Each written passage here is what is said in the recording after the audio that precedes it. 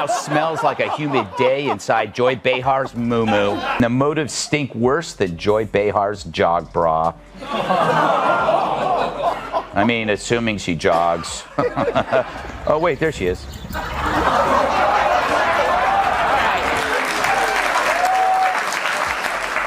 She has a point. Maybe I am obsessed, but some people are obsessed with Bigfoot, and they don't get to see him on TV every afternoon. And if they did, could they tell the two apart? I don't know.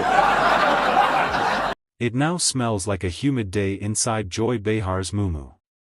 The motives stink worse than Joy Behar's jog bra.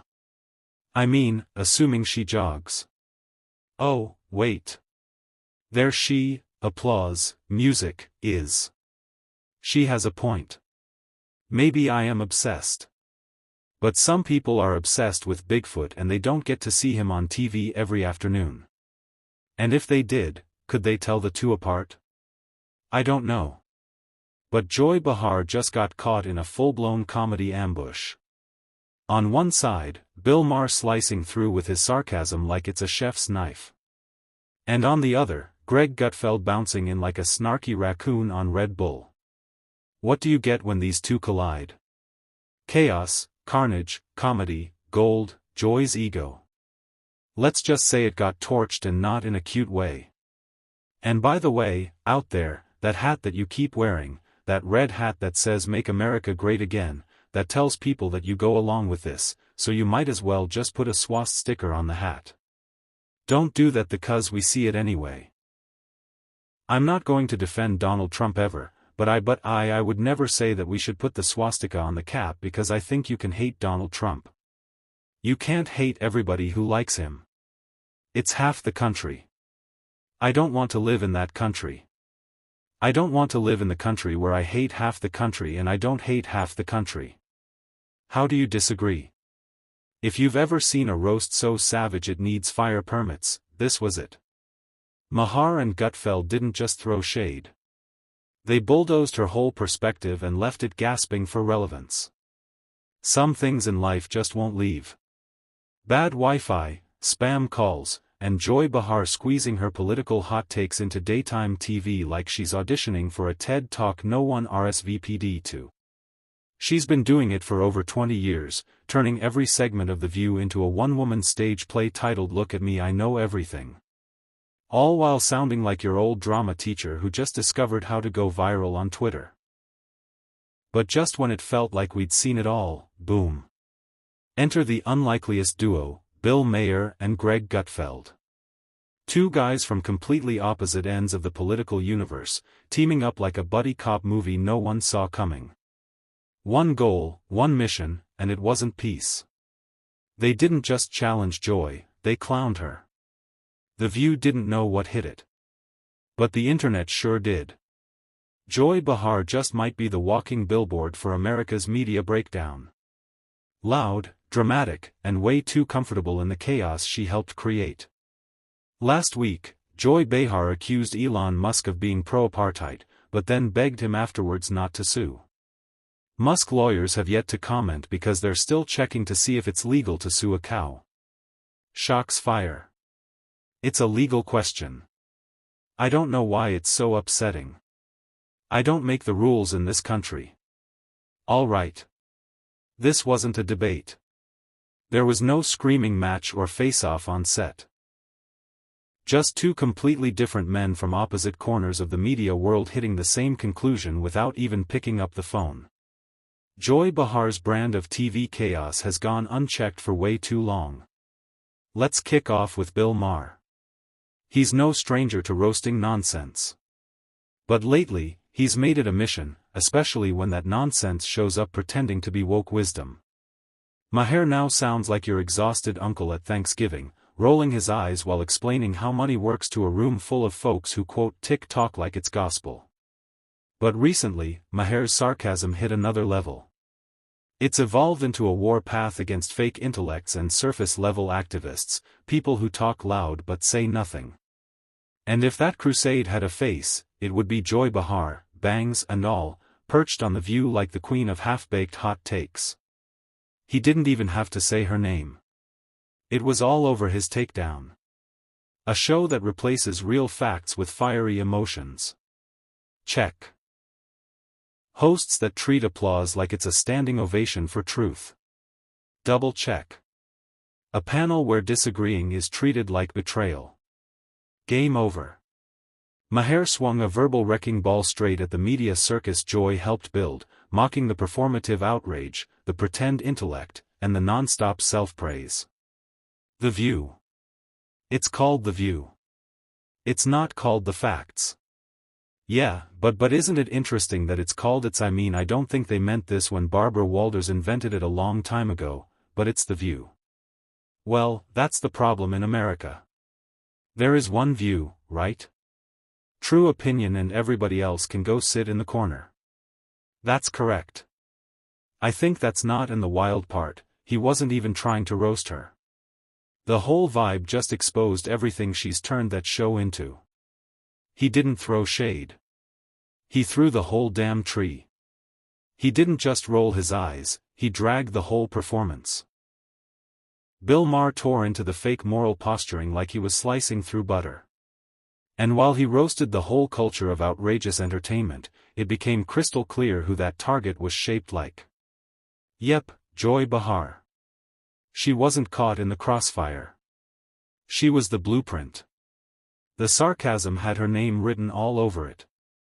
Even if Maher never said it out loud, you didn't need subtitles to know who the frog on that dissection table was. Joy Behar has become a walking sketch of what people mock about progressive media. She's the loudest one in the room, convinced that being the most offended makes her the most enlightened. She swaps actual depth for smug one-liners and delivers moral superiority like it's a Broadway solo with full dramatic pause and a slow-motion eye roll. And Bill, he ain't the type to hold back. Picture him leaning at the bar with a glass of scotch, cool voice, razor-sharp takes, questioning everything. Now, picture Joy on top of the table shouting, "I'm offended for everyone," before anyone even finishes a sentence. Maher didn't throw jabs. He brought a wrecking ball. His monologues didn't just skim the surface of daytime drama.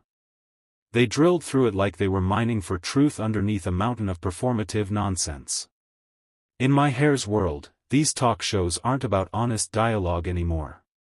They're emotional echo chambers with microphones handed to the loudest actor in the room and standing right in the center with a mic made of ego and recycled outrage.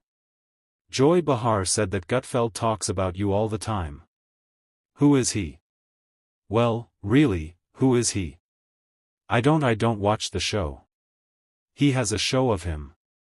Yeah, I guess he's just obsessed with me. No. And next Joy's going to say she's never heard of carbs. Seriously, her denial of knowing me is as believable as her red hair. But obsession, I mean, come on, Joy. Where would you even get that idea? Like Joy Behar's face, it's looking worse and worse by the day. More full of crap than Joy Behar after a night of scotch and Taco Bell. Her being named Joy is like me being named ugly. Joy wasn't there on the show. Apparently, Mondays are her days off when she feeds in the pasture. If Bill Maher is the jaded liberal scribbling savage notes in the margins of the Democratic playbook, then Greg Gutfeld is that wild kid in the back of the class sketching cartoons of the teacher. And now those sketches, they're pulling ratings like crazy. Gutfeld doesn't show up with binders full of stats or some deep dive into policy history. Nah, he storms in with punchlines blazing and the attitude of a guy who believes satire should sting hard. He's what happens when your sarcastic friend with a meme addiction gets handed a full studio, a desk, and green lights to roast everybody. And when he locked in on Joy Behar, it wasn't some quiet jab. It was a comedy airstrike. This wasn't policy critique.